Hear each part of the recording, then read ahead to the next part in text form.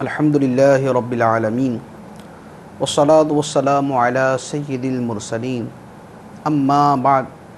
فاعوذ باللہ من الشیطان الرجیم بسم اللہ الرحمن الرحیم الصلاة والسلام علیک یا رسول اللہ وعلی آلک واصحابک یا حبیب اللہ الصلاة والسلام علیک یا نبی اللہ وعلی آلک واصحابک یا نور اللہ۔ سرکار دو عالم نور مجسم صلی اللہ تعالی علیہ وآلہ وسلم کا فرمان عالی شان ہے، جس نے ہر دن اور ہر رات میری محبت اور میری طرف اشتیاق کی وجہ سے تین مرتبہ درود پاک پڑھا، اللہ عز و جل پر حق ہے کہ اس کے اس دن اور اس رات کے گناہ معاف فرما دے۔ صلو علی الحبیب صلی اللہ تعالی علی محمد صلی اللہ علیہ وسلم۔ آج کے فیضان قرآن کے اس سلسلے میں ہم سورہ بقرہ کی آیت نمبر 110 سے تفسیر سنیں گے۔ اللہ عز و جل نے ارشاد فرمایا، بسم اللہ الرحمن الرحیم، وَأَقِيمُوا الصَّلَاةَ وَآتُوا الزَّكَاةَ وَمَا تُقَدِّمُوا لِأَنفُسِكُم مِّنْ خَيْرٍ تَجِدُوهُ عِندَ اللَّهِ إِنَّ اللَّهَ بِمَا تَعْمَلُونَ بَصِيرٌ۔ اور نماز قائم رکھو اور زکوٰۃ دو، اور اپنی جانوں کے لیے جو بھلائی تم آگے بھیجو گے اسے اللہ کے ہاں پاؤ گے، بے شک اللہ تمہارے سب کام دیکھ رہا ہے۔ یہاں گزشتہ آیات کے اندر ہم نے سنا تھا کہ بہت سارے معاملات کا اللہ عز و جل نے تذکرہ فرمایا، جس میں مشرکین، یہودی اور عیسائیوں کے بارے میں بہت سی مباحث کا بیان کیا گیا۔ اب ان کے درمیان میں اللہ عز و جل ارشاد فرماتا ہے کہ نماز قائم کرو اور زکوٰۃ دو۔ تو یہاں مسلمانوں کو اپنی اصلاح نفس کی طرف توجہ دلائی گئی۔ اس سے معلوم ہوا کہ آدمی کسی بھی کام میں مشغول ہو، خواہ وہ دنیاوی کام ہو یا دینی کام، علم دین کی تبلیغ میں مشغول ہو یا اس کے علاوہ کوئی اور دینی کام ہو، ان تمام صورتوں کے اندر نماز سے غافل ہونا یہ اللہ عز و جل کی بارگاہ میں مقبول نہیں۔ بہت سے لوگ ایسے ہوتے ہیں جو بہت سے دینی امور کے اندر مصروفیت کی وجہ سے نماز کی طرف کما حقہ توجہ نہیں دیتے۔ اللہ عز و جل نے چونکہ نماز کو فرض فرمایا، اس لیے جگہ جگہ اس طرح کا انداز بیان فرمایا ہے کہ طلاق کے مسائل بھی اگر چل رہے ہیں تو درمیان کے اندر نماز کا تذکرہ موجود، جہاد کا بیان بھی اگر ہو رہا ہے تو درمیان کے اندر نماز کا تذکرہ موجود ہے۔ تو نماز دین کے ان اہم ترین فرائض میں سے ہے جن سے کسی حال کے اندر بھی صرف نظر نہیں کیا جا سکتا۔ مزید اللہ عز و جل ارشاد فرماتا ہے، وَقَالُوا لَن يَدْخُلَ الْجَنَّةَ إِلَّا مَنْ كَانَ هُودًا أَوْ نَصَارَىٰ تِلْكَ أَمَانِيُّهُمْ قُلْ هَاتُوا بُرْهَانَكُمْ إِن كُنتُمْ صَادِقِينَ۔ اور اہل کتاب نے کہا، ہرگز جنت میں داخل نہ ہوگا مگر وہی جو یہودی ہو یا عیسائی، یہ ان کی من گھڑت تمنائیں ہیں، تم فرما دو اگر تم سچے ہو تو اپنی دلیل لاؤ۔ یہودی مسلمانوں سے کہتے تھے کہ جنت میں صرف یہودی جائیں گے، اور عیسائی کہتے تھے کہ جنت میں صرف عیسائی جائیں گے۔ یہ گفتگو مسلمانوں کو بہکانے کے لیے کہ یہودی اپنے مذہب کی طرف بلاتے تھے، عیسائی اپنے مذہب کی طرف بلاتے تھے، اللہ عز و جل نے ان کے رد کے طور پہ ارشاد فرمایا کہ یہ لوگ کہتے ہیں کہ جنت میں یا یہودی جائیں گے یا عیسائی جائیں گے۔ فرمایا تِلْکَ أَمَانِيُّهُمْ، یہ ان کی من گھڑت تمنائیں ہیں، یہ ان کی جھوٹی آرزویں ہیں۔ جب ان کا ایمان صحیح نہیں اور اعمال صالح نہیں تو اس کے باوجود وہ جنت میں کیسے داخل ہو سکتے ہیں؟ یہاں فرمایا کہ یہ ان کی من گھڑت تمنائیں ہیں۔ یہاں پر چند چیزیں ہیں، امام غزالی رحمۃ اللہ علیہ نے کیمیا سعادت اور احیاء العلوم میں اس پر بڑی تفصیل سے کلام فرمایا۔ ایک ہے امید اور رجا، امید اور رجا۔ ایک ہے حماقت اور ایک ہے من گھڑت تمنا، جس کو تمنا اور آرزو کہا جاتا ہے۔ اللہ عز و جل کی رحمت کی امید رکھنی چاہیے، رحمت الہی کی رجا یعنی امید ہونی چاہیے۔ اس سے کیا مراد ہے؟ امام غزالی رحمۃ اللہ علیہ ایک مثال کے ذریعے اس کو سمجھاتے ہیں، فرمایا کہ امید و رجا یہ ہوتی ہے کہ ایک آدمی جو ظاہری اسباب ہیں وہ تمام کے تمام اختیار کر لے، اور جو چیزیں اس کے اختیار میں نہیں ہیں ان کے بارے میں اللہ عز و جل کی بارگاہ میں عرض کرے۔ اب وہ شخص جو نتیجے کا منتظر ہے اس کے اس انتظار کو رجا کہا جاتا ہے۔ جیسے ایک آدمی کے پاس اچھی زمین ہے، وہ اس میں بیج بوتا ہے، اس میں ہل چلاتا ہے، اس کی مٹی کو الٹ پلٹ کرتا ہے، اسے پانی دیتا ہے، اور پھر اللہ عز و جل کی بارگاہ میں بارش کی دعا کرتا ہے۔ اللہ عز و جل کی بارگاہ میں عرض کرتا ہے کہ یا اللہ میری فصل کو تباہی سے، آفت سے، آندھی سے، طوفان سے اور سیلاب وغیرہ سے بچانا۔ تو وہ آدمی جس نے اچھی زمین کو اختیار کیا، اس میں بیج ڈالا، اس کی اچھی طرح دیکھ بھال کی، اسے پانی دیا، اور اب وہ فصل کا انتظار کر رہا ہے، اس کے انتظار کو رجا کہتے ہیں، اس کے انتظار کو امید کہتے ہیں۔ اور وہ شخص کہ جس نے اولاً بیج ہی نہیں ڈالا، یا بیج ڈالا لیکن انتہائی خراب زمین کے اندر ڈالا، یا زمین کچھ بہتر بھی تھی لیکن بیج انتہائی ناقص، اس کے بعد نہ پانی دیا، نہ دیکھ بھال کی، نہ اس میں ہل چلایا، نہ کچھ اور کام کیا، نہ اسے کھاد پہنچائی، اور اب وہ کہتا ہے کہ میں امید کرتا ہوں کہ مجھے فصل مل جائے گی، تو اس کا یہ تمنا کرنا یہ حماقت ہے، یہ امید اور رجا نہیں۔ امام غزالی رحمۃ اللہ علیہ فرماتے ہیں کہ نیک اعمال کی صورت بھی یہ ہے، جو آدمی اپنے دل میں ایمان کا بیج بوتا ہے، اس کے بعد اعمال صالحہ کا پانی دیتا ہے، مجاہدات کے ذریعے اپنے دل کی فصل سے، اپنے دل کی زمین سے وہ برے اخلاق کو دور کرتا ہے، برے اخلاق کے کانٹوں کو دور کرتا ہے، اور یہ سب کچھ کرنے کے بعد وہ اللہ کی بارگاہ میں عرض کرتا ہے کہ اے مولا میں تیری بخشش کا امیدوار ہوں،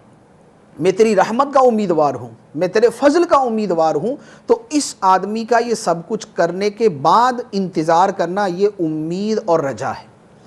اور اگر کسی کے پاس ایمان کی دولت ہی نہیں، یا ایمان کی دولت انتہائی ناقص ہے، اعمال صالحہ کرتا نہیں، برے اخلاق کے اندر ملوث ہے، اپنے دل کی کھیتی آباد کرنے کے لیے کچھ کرتا ہی نہیں، اور اس کے بعد وہ مغفرت کی آرزو کرتا ہے، تو اس کا یہ آرزو کرنا امید اور رجا نہیں کہلائے گا بلکہ حماقت کہلائے گا۔ تو یہاں پر ان یہودیوں اور عیسائیوں کے بارے میں فرمایا گیا تلک امانیہم، ان کا یہ کہنا کہ جنت میں یا یہودی جائیں گے یا عیسائی جائیں گے، ایمان نبی کریم صلی اللہ تعالی علیہ وسلم پر لائے نہیں۔ یہودی حضرت عزیر علیہ السلام کو اللہ کا بیٹا کہیں، عیسائی حضرت عیسیٰ علیہ السلام کو اللہ کا بیٹا کہیں، تورات اور انجیل کے اندر یہ لوگ تحریف کر دیں، اعمال صالحہ سے یہ لوگ دور ہو جائیں، کاروبار کے اندر یہ لوگ ڈنڈی ماریں، کتاب اللہ کے اندر تبدیلیاں یہ کریں، سود یہ کھائیں، رشوتیں یہ لیں، سارا کچھ کرنے کے بعد یہ کہیں کہ لن يدخل الجنۃ الا من کان ھودا او نصارا، کہ جنت کے اندر یا یہودی جائیں گے یا عیسائی جائیں گے۔ فرمایا تلک امانیہم، یہ ان کی من گھڑت تمنائیں ہیں، یہ رحمت الہی کی امید نہیں، یہ رحمت الہی پر رجا نہیں ہے، بلکہ یہ ان کی حماقت ہے۔ اور اس کے بارے میں فرمایا حبیب آپ فرما دیجئے کہ اگر تم سچے ہو کہ جنت میں تم ہی جاؤ گے تو اس کی دلیل لے کے آؤ، کہ اللہ عز و جل نے تم سے فرما دیا کہ تم ہی جنت کے اندر جاؤ گے، تمہارے علاوہ کوئی جنت میں نہیں جائے گا۔ تو اس سے یہ پتہ چلا کہ بغیر ایمان صحیح اور بغیر اعمال صالحہ کے محض خام خواہ کی تمنائیں اور آرزویں پالتے رہنا اور خام خواہ کی امیدیں بنا کے رکھنا کہ میں تو جنتی ہوں، جنت کے اندر تو میں جاؤں گا ہی جاؤں گا، اس سے شریعت کے اندر منع فرمایا گیا۔ اس کے بعد ارشاد فرمایا بلا من اسلم وجہہ للہ وہو محسن فلہ اجرہ عند ربہ ولا خوف علیہم ولا ہم یحزنون، ہاں کیوں نہیں، جس نے اپنا چہرہ اللہ کے لیے جھکا دیا اور وہ نیکی کرنے والا بھی ہو، تو اس کا اجر اس کے رب کے پاس ہے، اور ان پر نہ کوئی خوف ہوگا اور نہ وہ غمگین ہوں گے۔ اس سے پہلے چونکہ یہودیوں اور عیسائیوں کی من گھڑت تمناؤں کا تذکرہ تھا، اس کے بعد اللہ عز و جل نے ایک اصول بیان فرما دیا، اپنا قانون بیان فرمایا کہ قانون الہی یہ ہے من اسلم وجہہ للہ، جس نے اپنا چہرہ اللہ کے لیے جھکا دیا، وَهُوَ مُحْسِنٌ، اور وہ نیکی کرنے والا بھی ہے۔ یعنی یہاں دو شرطیں بیان کی، ایک یہ ہے کہ ایمان ہو اور دوسرا اعمال صالحہ ہو۔ تو فرمایا جس شخص میں عمل صحیح ہوگا، ایمان صحیح ہوگا، وہ شخص اللہ عز و جل اس کے بارے میں فرماتا ہے فَلَهُ أَجْرُهُ عِنْدَ رَبِّهِ، اس کا اجر اس کے رب کے پاس۔ اور جس شخص کا ایمان صحیح نہیں، وہ شخص جنت میں نہیں جائے گا، اور جس کا ایمان صحیح ہے لیکن عمل صحیح نہیں ہے تو اس کے لیے بھی جنت کے اندر ابتدائی طور پہ داخلہ مشکوک ہے کہ وہ بغیر حساب و کتاب کے یا بغیر وہ گناہوں کا عذاب سہے وہ جنت میں چلا جائے، یہ قطعی طور پہ نہیں ہے۔ تو یہاں پر ایک اصول بیان فرما دیا کہ جنت میں جانے کا طریقہ یہ ہے، اور یہاں پر یہودیوں اور عیسائیوں کو بھی تنبیہ ہو گئی کہ تم جو صرف تمنائیں پالتے ہو، حقیقت یہ نہیں ہے۔ حقیقت یہ ہے کہ جس کے پاس ایمان صحیح ہے اور عمل صالح ہے، وہ اللہ عز و جل کی بارگاہ میں اجر کا مستحق ہے۔ اس کے بعد ارشاد فرمایا وقالت اليہود لیست النصارى علی شیء وقالت النصارى لیست اليہود علی شیء وهم یتلون الکتاب کذلک قال الذین لا یعلمون مثل قولهم فاللہ یحکم بینہم یوم القیامۃ فیما کانوا فیہ یختلفون۔ اور یہودیوں نے کہا عیسائی کسی شے پر نہیں، اور عیسائیوں نے کہا یہودی کسی شے پر نہیں، حالانکہ یہ کتاب پڑھتے ہیں۔ اسی طرح جاہلوں نے ان پہلے کے جاہلوں جیسی بات کہی، تو اللہ قیامت کے دن ان میں اس بات کا فیصلہ کر دے گا جس میں یہ جھگڑ رہے۔ تفسیر قرطبی کے اندر ہے یہودی اور عیسائیوں کا ایک ایک گروہ سرکار دو عالم صلی اللہ تعالیٰ علیہ وآلہ وسلم کی بارگاہ میں موجود تھا، آپس کے اندر ان کی بحث شروع ہو گئی۔ تو جب بحث بڑھتی گئی تو یہودیوں نے عیسائیوں سے کہا کہ تمہارا دین کچھ ہے ہی نہیں، عیسائیوں نے کہا کہ تمہارا دین بھی کچھ نہیں۔ دونوں نے ایک دوسرے کے دین کا انکار کر دیا۔ اس پر اللہ عز و جل نے قرآن پاک کی یہ آیت نازل فرمائی کہ یہودی کہتے ہیں کہ عیسائیوں کا کوئی دین نہیں، اور عیسائی کہتے ہیں کہ یہودیوں کا کوئی دین نہیں، وَهُمْ يَتْلُونَ الْكِتَابَ، حالانکہ یہ اللہ کی کتاب پڑھتے ہیں۔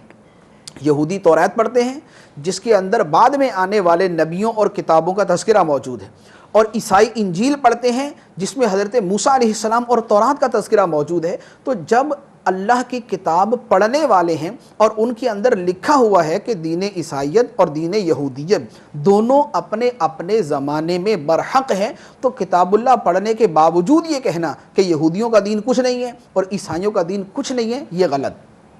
تو جس زمانے میں ان کے دین برحق تھے، اس زمانے میں ان کے دین کا انکار کرنا اور ان کو کچھ نہ سمجھنا، اس کے بارے میں فرمایا کہ کتاب اللہ پڑھنے کے باوجود ان کی یہ حرکت جہالت والی حرکت ہے۔ پھر اس کے بعد ارشاد فرمایا کذالک قال الذین لا یعلمون مثل قولہم، کہ جس طرح پہلے جاہلوں نے کہا ان کو دیکھ کر انہی طرح کی بات بعد والے جاہلوں نے کہی۔ یعنی سرکار دو عالم صلی اللہ تعالیٰ علیہ وآلہ وسلم کے زمانہ مبارکہ میں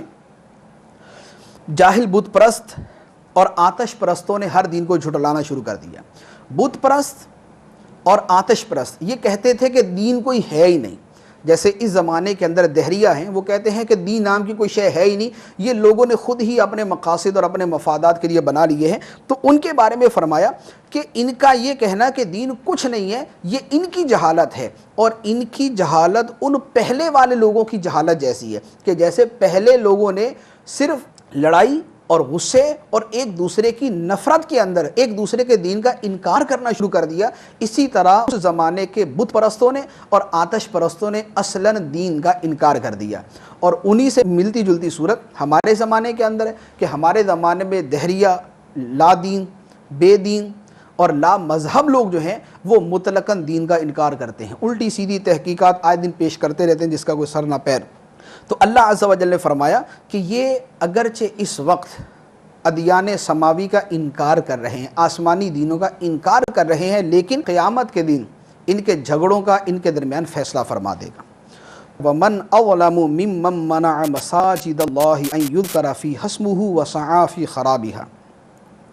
أُولَٰئِكَ مَا كَانَ لَهُمْ أَنْ يَدْخُلُوهَا إِلَّا خَائِفِينَ لَهُمْ فِي الدُّنْيَا خِزْيٌ وَلَهُمْ فِي الْآخِرَةِ عَذَابٌ عَظِيمٌ۔ اور اس سے بڑھ کر ظالم کون ہوگا جو اللہ کی مسجدوں کو اس بات سے روکے کہ ان میں اللہ کا نام لیا جائے اور انہیں ویران کرنے کی کوشش کرے۔ انہیں مسجدوں میں داخل ہونا مناسب نہ تھا مگر ڈرتے ہوئے، ان کے لیے دنیا میں رسوائی ہے اور ان کے لیے آخرت میں بڑا عذاب ہے۔ یہاں آیت مبارکہ میں کئی چیزیں بیان فرمائیں۔ پہلے نمبر پہ فرمایا کہ اس سے بڑھ کر ظالم کون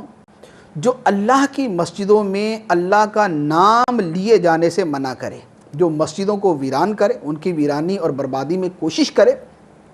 اور اللہ کی مسجدوں میں اللہ کا نام لینے سے منع کرے۔ اس کے دو شان نزول جو ہے وہ بیان کیے گئے۔ اس کے پیچھے تفسیر خازن کے اندر ہے کہ یہ آیت مبارکہ بیت المقدس کی بے حرمتی کے بارے میں نازل ہوئی۔ روم کے عیسائیوں نے یہودیوں پر حملہ کر کے ان کے جنگجوؤں کو قتل کر دیا، بیوی بچوں کو قید کر لیا، توریت شریف کو جلا دیا، بیت المقدس کو ویران کر دیا، اس میں نجاستیں ڈالی، اس میں خنزیر ذبح کیے۔ یوں بیت المقدس خلافت فاروقی تک اسی ویرانی میں رہا، اور سیدنا عمر فاروق رضی اللہ تعالیٰ عنہ کے زمانے میں بیت المقدس جب مسلمانوں کے قبضے میں آیا تو نئے سرے سے اس کو آباد کر دیا گیا۔ تو چونکہ عیسائیوں نے یہودیوں پر حملہ کر کے بیت المقدس کو ویران کیا تھا، اور بیت المقدس اللہ کا گھر ہے، مسجد ہے اور قبلہ رہ چکا ہے، تو اس پر فرمایا گیا کہ اس سے بڑھ کر ظالم کون جو اللہ کی مسجدوں میں اللہ کا نام لینے سے منع کرے اور اس کو ویران کرنے کے اندر کوشش کرے۔ اور دوسرا قول اس آیت مبارکہ کے بارے میں یہ ہے کہ اس سے مراد مشرکین مکہ ہیں جنہوں نے سرکار دو عالم صلی اللہ تعالیٰ علیہ وآلہ وسلم کو اور صحابہ کرام کو شروع اسلام میں خانہ کعبہ میں نماز پڑھنے سے منع کیا، مسجد حرام شریف کے اندر اللہ کی عبادت کرنے سے منع کیا، اور صلح حدیبیہ کے موقع پر مسلمانوں کو عمرہ کرنے سے منع کیا۔ تو ان کے اعتبار سے فرمایا گیا کہ اس سے بڑھ کر ظالم کون جو اللہ کی مسجدوں کو روکے کہ ان میں اللہ کا نام لیا جائے۔ تو اس سے ایک بات یہ پتہ چلی کہ مسجدوں کے بنانے کا مقصد کیا ہے۔ مسجدوں کے بنانے کا مقصد جو ہے وہ اس آیت مبارکہ کے اس جز سے پتہ چلتا ہے۔ فرمایا ان یذکر فی اسمہ، مسجدوں میں اللہ کا نام لیا جائے، ذکر اللہ کیا جائے۔ مسجدیں بنانے کا مقصد اللہ تعالیٰ کا نام لینا، تسبیح پڑھنا، قرآن پاک کی تلاوت کرنا، نماز پڑھنا، وعظ کرنا، اللہ تعالیٰ کی حمد پڑھنا، نعت شریف پڑھنا، بزرگان دین کا تذکرہ کرنا، اللہ تعالیٰ کے مقرب اور پیارے بندوں کا تذکرہ کرنا، کہ جیسے قرآن پاک کے اندر انبیاء کا تذکرہ بھی ہے، اولیاء کا تذکرہ بھی ہے۔ تو اب یہ تذکرہ تو قرآن پاک میں داخل ہے، تو انبیاء اور اولیاء کا ذکر کرنا یہ اللہ عز و جل کے ذکر کرنے میں داخل ہے۔ تو لہٰذا ان چیزوں کا تذکرہ مسجدوں کے اندر کرنا یہ اللہ عز و جل کا ذکر کرنا ہے۔ اب جو شخص مسجدوں میں ان چیزوں کو منع کرتا ہے، مسجدوں میں اللہ کا نام لینے سے منع کرتا ہے، نماز سے منع کرتا ہے، نعت شریف سے منع کرتا ہے، اولیاء کے تذکرے سے منع کرتا ہے، تو وہ اس آیت مبارکہ کی وعید میں داخل ہے کہ اس سے بڑھ کر ظالم کون جو اللہ کی مسجدوں کو اس بات سے روکتا ہے کہ ان میں اللہ کا نام لیا جائے۔ پھر دوسری بات یہاں فرمائی کہ ایک ذکر اللہ کو روکنے والا، اور دوسرا وسعیٰ فی خرابیہا، مسجدوں کی ویرانی کی کوشش کرنے والا۔ مسجدوں کو ویران کرنا حرام، اس کی بہت سی صورتیں ہیں، فقہاء کرام نے بیان فرمائی ہیں۔ فتاوی رضویہ شریف کی 16ویں جلد کے اندر اس کی کافی تفصیل موجود ہے۔ اس کی ایک صورت یہ ہے کہ جیسے مسجد پہ قبضہ کر لیا، مسجد پہ قبضہ کر لیا اور اسے اپنا گھر بنا لینا، یہ حرام۔ مسجد کے کسی حصے کو مسجد سے خارج کر دینا، جیسے کسی جگہ نماز ہوتی تھی اور وہ مسجد کا حصہ تھی، اسے ختم کر کے وہاں پر جوتا اتارنے کی جگہ بنا دی، وہاں باتھ روم بنا دیے، وہاں پر وضو خانہ بنا دیا، تو یہ بھی مسجد کو ویران کرنے کے زمرے میں داخل ہے۔ اسی طرح لوگوں کو مسجد میں آنے سے منع کرنا، یہ بھی مسجد میں اللہ کا ذکر روکنے کے مترادف ہے۔ تو اس طرح کی بہت سی صورتیں ہیں کہ جو مسجد کی ویرانی میں داخل ہیں اور حرام ہیں، اور ان کی تفصیل جاننا ضروری ہے۔ اس کے بعد اللہ عز و جل نے اسی آیت مبارکہ میں ایک اور چیز ارشاد فرمایا اولئک ما کان لہم ان یدخلوها الا خائفین، ان کے لیے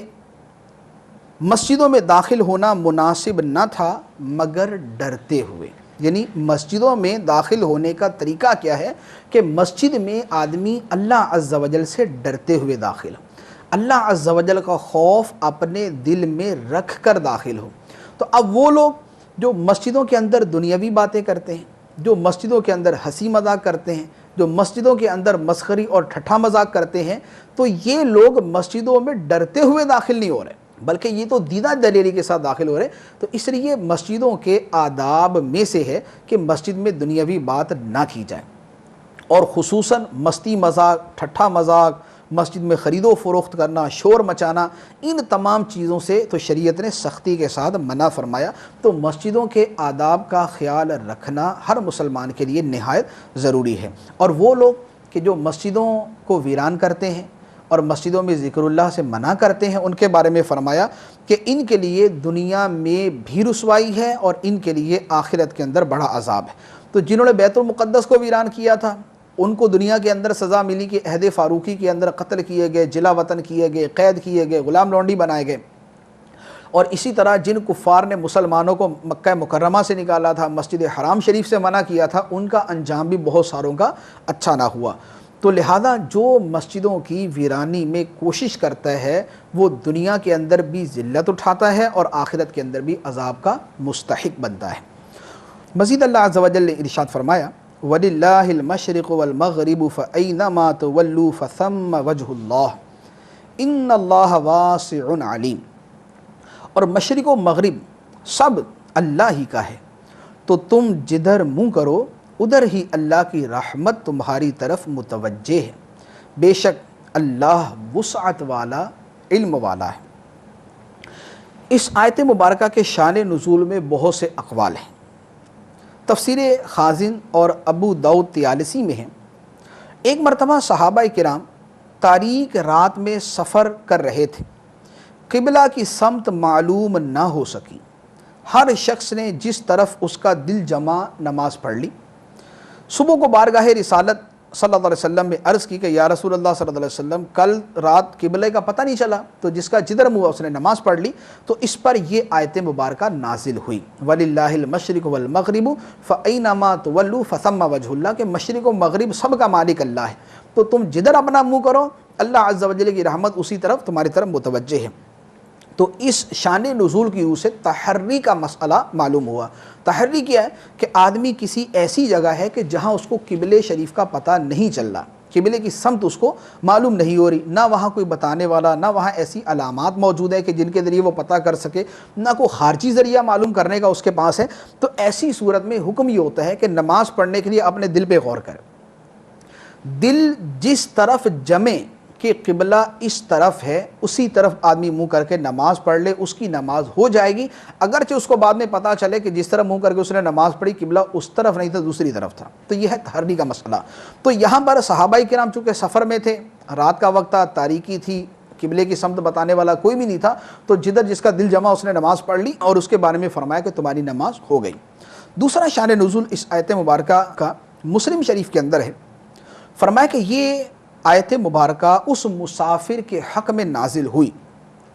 جو سواری پر نفل ادا کرے، اس کی سواری جس طرف متوجہ ہو جائے اس طرف اس کی نماز درست ہے۔ تو یہ اصل میں حکم یہ ہے کہ جیسے کوئی آدمی سفر کر رہا ہے، راستے کے اندر جب وہ شہر سے باہر کہیں جا رہا ہے، اب اس نے نفل پڑھنے، تو جس طرف اس کی سواری جا رہی ہو اسی طرف منہ کر کے وہ نوافل پڑھ سکتا ہے، اور اس کے لیے جو ہے وہ قبلے کی سمت جو ہے وہ تلاش کرنا اور اسی کی طرف منہ کرنا یہ ضروری نہیں ہوتا۔ تیسرا قول جو اس آیت مبارکہ کے شان نزول میں ہے کہ جب خانہ کعبہ کو قبلہ بنایا گیا تو یہودیوں نے مسلمانوں پر اعتراض کیا کہ یہ کیا بھائی، کبھی ادھر منہ کر کے نماز پڑھنے، کبھی ادھر منہ کر کے نماز پڑھنے۔ تو اس پر اللہ عز و جل نے آیت مبارکہ نازل فرمائی کہ مشرق و مغرب سب کا مالک اللہ ہے۔ اگر بیت المقدس کی طرف منہ کر کے نماز پڑھنے تھے تو بھی اللہ کے حکم سے تھا، اور اب اگر بیت اللہ شریف کی طرف منہ کر کے نماز پڑھنے تو بھی اللہ کے حکم سے ہیں۔ تو مشرق و مغرب کا مالک اللہ ہے، اور رحمت الہی ہر جگہ موجود ہے، رحمت الہی ہر جگہ آدمی کی طرف متوجہ ہوتی ہے۔ لہٰذا یہ کہنا کہ بھئی تم نے اپنا قبلہ کیوں تبدیل کر لیا، یہ اعتراض درست نہیں، اس لیے کہ کوئی بھی کسی بھی قبلے کا مقرر ہونا یہ اللہ عز و جل کی مشیت پر ہے۔ چوتھا شان نزول اس آیت مبارکہ کا تفسیر طبری کے اندر ہے، فرمایا یہ آیت مبارکہ دعا کے بارے میں نازل ہوئی۔ سرکار دو عالم صلی اللہ تعالیٰ علیہ وسلم سے دریافت کیا گیا کہ دعا کرتے وقت کس طرف منہ ہونا چاہیے، تو یہ آیت مبارکہ نازل ہوئی کہ مشرق و مغرب سب کا مالک اللہ ہے، تو لہذا دعا کرتے وقت کسی خاص سمت کی طرف منہ کرنا ضروری نہیں۔ مستحب ہے کہ قبلہ شریف کی طرف منہ کر کے دعا مانگی جائے، لیکن اگر دعا کرتے وقت قبلہ کی طرف منہ نہ بھی کریں، مشرق کی طرف، مغرب کی طرف، شمال، جنوب، کسی بھی طرف جس حالت میں آدمی بیٹھا ہو اللہ عز و جل کی بارگاہ میں دعا کے لیے عرض کر سکتا ہے۔ دعا کے اندر کسی خاص سمت کو بطور قبلہ کے مقرر نہیں کیا گیا۔ اس کے بعد اللہ عز و جل ارشاد فرماتا ہے وَقَالُوا اتَّخَذَ اللَّهُ وَلَدًا سُبْحَانَهُ بَل لَّهُ مَا فِي السَّمَاوَاتِ وَالْأَرْضِ كُلٌّ لَّهُ قَانِتُونَ۔ اور مشرکوں نے کہا اللہ نے اپنے لیے اولاد بنا رکھی ہے، وہ پاک ذات ہے، بلکہ جو کچھ آسمانوں اور زمین میں ہے سب اسی کی ملکیت میں ہے، سب اس کے حضور گردن جھکائے ہوئے۔ یہاں اللہ عز و جل نے اپنی پاکیزگی بیان فرمائے کہ اللہ تعالیٰ اولاد سے پاک ہے۔ مشرکوں نے اللہ عز و جل کے لیے اولاد قرار دی، جیسے یہودیوں نے کہا کہ حضرت عزیر علیہ السلام اللہ کے بیٹے ہیں، عیسائیوں نے کہا حضرت عیسیٰ علیہ السلام اللہ کے بیٹے ہیں، اور مشرکوں نے کہا کہ فرشتے اللہ کی بیٹیاں ہیں۔ انہوں نے فرشتوں کو اللہ کی بیٹیاں قرار دیا، عیسائیوں نے عیسیٰ علیہ السلام کو اللہ کا بیٹا قرار دیا، یہودیوں نے عزیر علیہ السلام کو اللہ کا بیٹا قرار دیا۔ تو اللہ عز و جل نے ان سب کا رد کرتے ہوئے ارشاد فرمایا سبحانہ، پاک ہے وہ ذات نقص سے، عیب سے، اولاد سے پاک ہے۔ بل لہو ما فی السماوات والارض، آسمان و زمین میں جو کچھ ہے سب اس کی ملک ہے،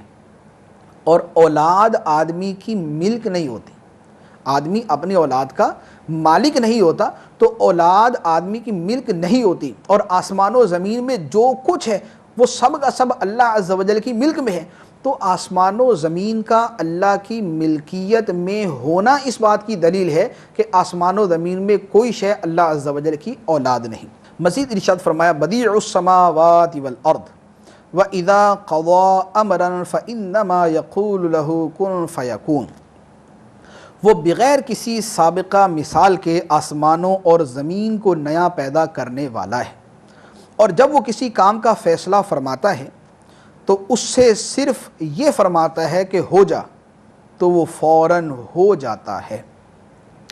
یہاں پر اللہ عز و جل کی عظیم قدرت کو بیان فرمایا، لفظ بیان فرمایا بدیع۔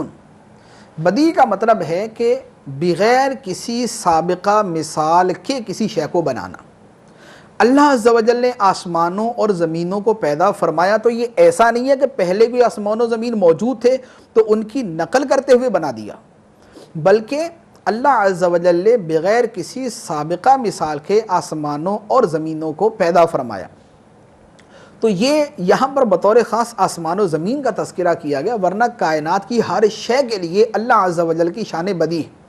کہ اللہ عز و جل کی شان بدیع ہے کہ وہ تمام چیزوں کو بغیر کسی سابقہ مثال کے پیدا فرمانے والا ہے۔ اور پھر اس کی قدرت اور اس کی عظمت یہ ہے وَإِذَا قَضَىٰ أَمْرًا فَإِنَّمَا يَقُولُ لَهُ كُن فَيَكُونُ، کہ جب وہ کسی شے کو وجود میں لانے کا ارادہ فرماتا ہے تو اس سے صرف اتنا فرماتا ہے کہ ہو جا،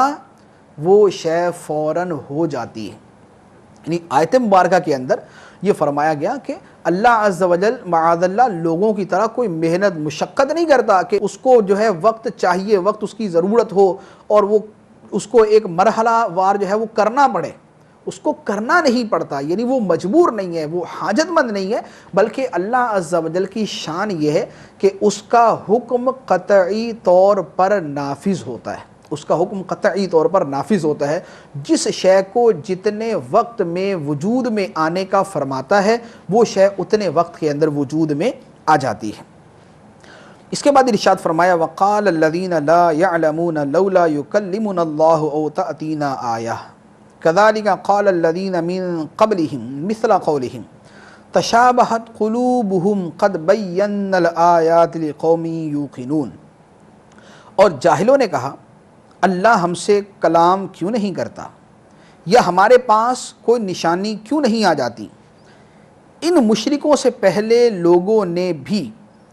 اپنے رسولوں سے ایسی ہی بات کہی تھی، تو ان کے دل آپس میں ایک جیسے ہو گئے، بے شک ہم نے یقین کرنے والوں کے لیے نشانیاں کھول کر بیان کر دیں۔ اس آیت مبارکہ کا شان نزول یہ رافع بن خزیمہ نام کا ایک آدمی سرکار دو عالم صلی اللہ تعالیٰ علیہ وسلم کی بارگاہ میں آیا اور آ کر کہنے لگا کہ اگر آپ اللہ کے رسول ہیں تو اللہ سے کہیے کہ ہم سے کلام کرے۔ اس پر یہ آیت مبارکہ نازل ہوئی کہ لا علم اور بے علم لوگ یہ کہتے ہیں کہ اللہ ہم سے کلام کیوں نہیں کرتا۔ تو یہ ان کا مطالبہ کرنا بہت بڑی دریدہ دہانی ہے، بہت بڑی گستاخی ہے کہ اللہ عز و جل جس کو وحی نازل فرماتا ہے یا جس سے کلام فرماتا ہے وہ اللہ کی بارگاہ میں انتہائی مقرب اور انتہائی شان والا ہوتا ہے۔ وہ اللہ کے نبی ہو سکتے ہیں، وہ اللہ کے رسول ہو سکتے ہیں۔ تو جو شخص یہ کہتا ہے کہ اللہ ہم سے بھی اسی طرح کلام کرے جیسے اللہ عز و جل نے اپنے نبیوں سے کلام کیا ہے، تو گویا وہ مرتبہ نبوت و رسالت کا دعویٰ کر رہا ہے، اور یہ کہنا انتہا درجے کی سرکشی ہے۔ اس کے بعد اللہ عز و جل نے فرمایا تشابہت قلوبہم، ان کے دل آپس میں مل گئے۔ کن کے دل؟ ایک وہ لوگ تھے جو گزشتہ انبیاء کے زمانے میں تھے، اور انہوں نے اپنے اپنے نبیوں سے کہا تھا کہ اللہ ہم سے کلام کرے، یا ہمارے پاس بڑی کھلم کھلا ہمارے مطالبے کے مطابق نشانی آئے۔ تو چونکہ پچھلے انبیاء کے زمانے میں کافروں نے اسی طرح کے مطالبات کیے تھے، اور سرکار دو عالم صلی اللہ تعالیٰ علیہ وسلم سے بھی اسی طرح کا مطالبہ کیا گیا، تو فرمایا تشابہت قلوبہم، ان کے دل آپس میں مل گئے، سختی کے اندر، انبیاء سے حجت بازی کرنے کے اندر، انبیاء کی بات تسلیم نہ کرنے کے اندر، اور انبیاء سے اس طرح کے عجیب و غریب مطالبات کرنے کے اندر، ان کے دل آپس کے اندر مشابہ ہو گئے، مل گئے۔ اب یہ جو مشابہت ان کے دلوں کی ہے، شریعت، ہماری شریعت دین اسلام نے ہمیں اس کے بارے میں بڑی نفیس ہدایات ارشاد فرمائی کہ باطنی مشابہت کے دل ان کے مطابق ہو جائے، یہ تو انتہا درجے کی کبھی صورت ہے۔ شریعت نے ہمیں ظاہری طور پر بھی کافروں سے مشابہت کرنے سے منع فرمایا۔ چنانچہ بہت ساری چیزوں کے بارے میں فرمایا کہ یہ کافروں کا شعار ہے، یہ کافروں کا طریقہ ہے، تم اس سے بچو۔ تو شریعت نے ظاہری مشابہت سے بھی منع فرمایا، اس لیے کہ ظاہر باطن کی دلیل ہے۔ ایک آدمی اپنے گلے کے اندر اگر صلیب پہن لے گا تو لوگ اس کو کیا سمجھیں گے؟ یہ سمجھیں گے کہ یہ عیسائی ہے۔ اگر کوئی آدمی اسی طرح کافروں کا کوئی دوسرا نشان جو ہے وہ اختیار کر لیتا تو لوگ اس کو کیا سمجھیں گے؟ کہ یہ اس مذہب سے تعلق رکھنے والا ہے۔ تو ظاہر باطن کی دلیل ہوتا ہے، اور ظاہر کا اثر باطن پر ہوتا ہے۔ آدمی اپنے ظاہر کے اندر جیسی شکل و صورت بناتا ہے، اس کے باطن کے اوپر ویسا ہی اثر پڑتا ہے۔ ایک آدمی نماز کے اندر کھجاتا رہے، ادھر ادھر جو ہے وہ نگاہیں گھماتا رہے، کچھ کرتا رہے، اس کے دل پر اثر پڑے گا کہ دل میں خشوع و خضوع حاصل نہیں ہوگا۔ تو ظاہر کا اثر باطن پر ہوتا ہے، اس لیے شریعت نے ہمیں ظاہر کے اعتبار سے بھی کفار اور فساق کی مشابہت سے منع کیا۔ تو لہذا اب کافروں جیسا لباس پہننا، کافروں جیسی حرکات کرنا، کافروں جیسے کام کرنا، کافروں جیسے بال بنانا، کافروں جیسا کلچر اختیار کرنا، یہ تمام کی تمام چیزیں شریعت کے اندر منع ہیں۔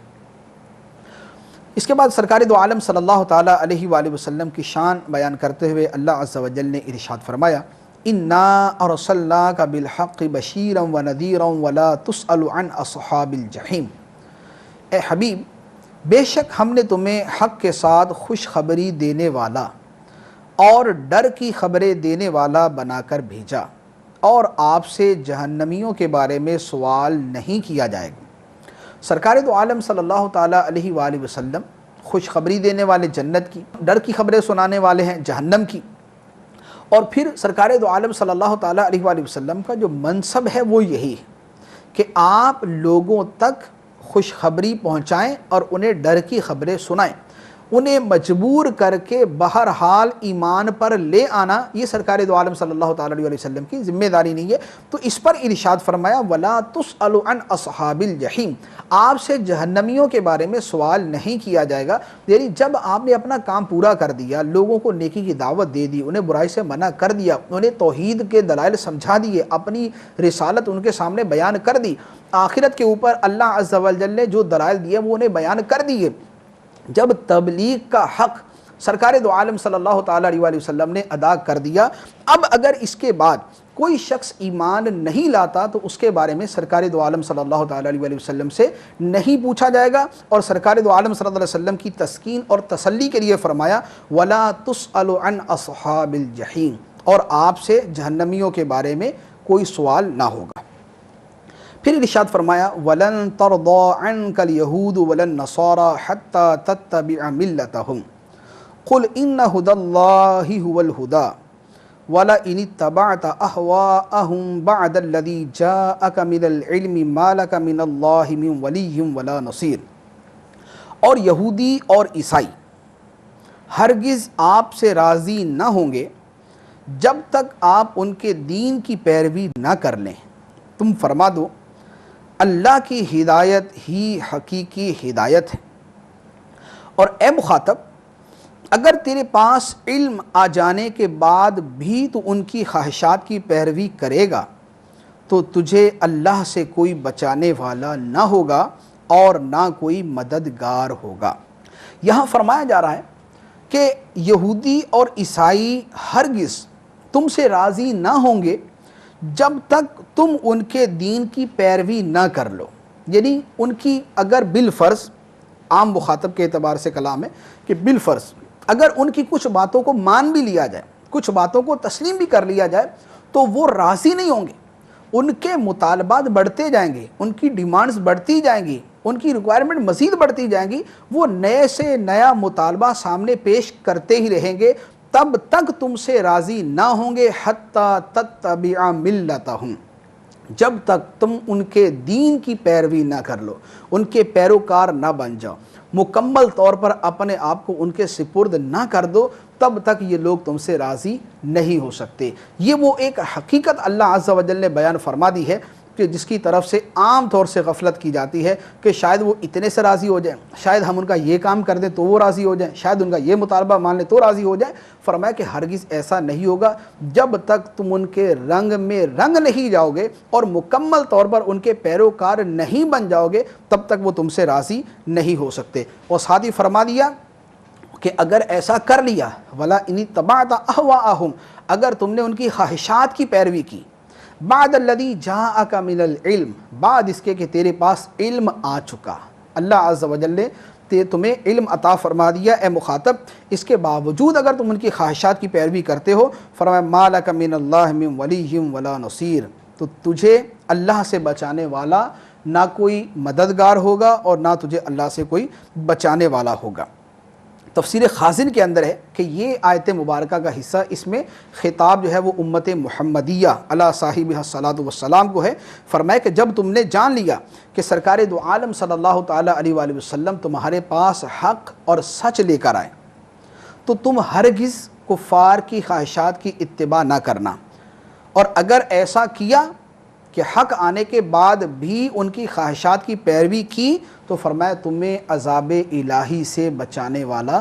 کوئی نہیں ہوگا۔ تو مسلمانوں کی بقا، مسلمانوں کی نجات، مسلمانوں کی کامیابی اور فلاح اسی کے اندر ہے کہ ان کا ہر عمل جو ہے وہ سرکار دو عالم صلی اللہ تعالیٰ علیہ وآلہ وسلم کے لائے ہوئے دین کے تابع ہو، آپ کی تعلیمات کے مطابق ہو، اور کسی بھی صورت میں عیسائی اور یہودی اور دیگر کفار کے مذہب پر اور ان کی خواہشات کے اوپر عمل نہ ہو۔ اللہ عز و جل ہمیں سچا اسلام عطا فرمائے، اسلام کی سچی تعلیمات پر صحیح طریقے سے عمل کرنے کی توفیق عطا فرمائے۔ آمین بجاہ النبی الامین صلی اللہ تعالیٰ علیہ وسلم۔